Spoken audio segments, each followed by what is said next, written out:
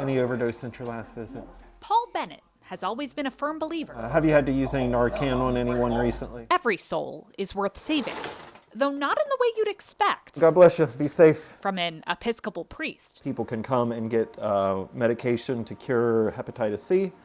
We distribute Narcan and exchange syringes. The idea is that by providing the tools to reverse an overdose or clean injection equipment, they can prevent medical emergencies and establish trust with the intravenous drug users in their community. This is just providing careful, loving, and compassionate care for people that need it. It's a controversial strategy called harm reduction.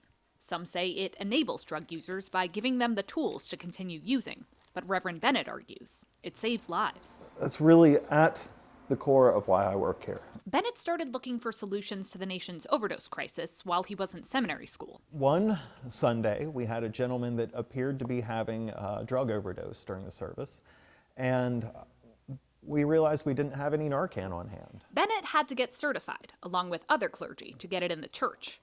Then when he got assigned to Portsmouth, he continued those efforts at All Saints Episcopal Church through Project Dawn.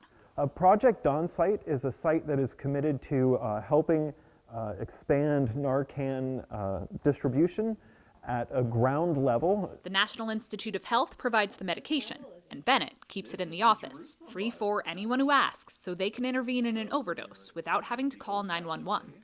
The people who use drugs will be the first responders. It's another controversial idea. Arrests and EMT calls often get OD patients into treatment.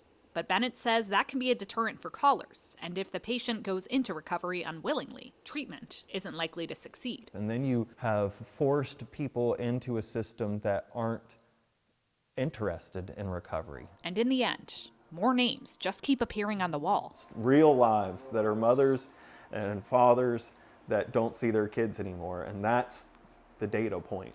This informal memorial wall marks many of the lives lost to overdose in Portsmouth.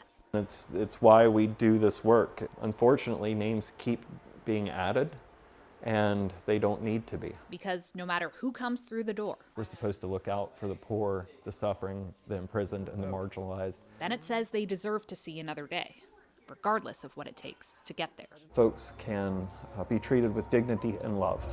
Michelle Alfini, Spectrum News.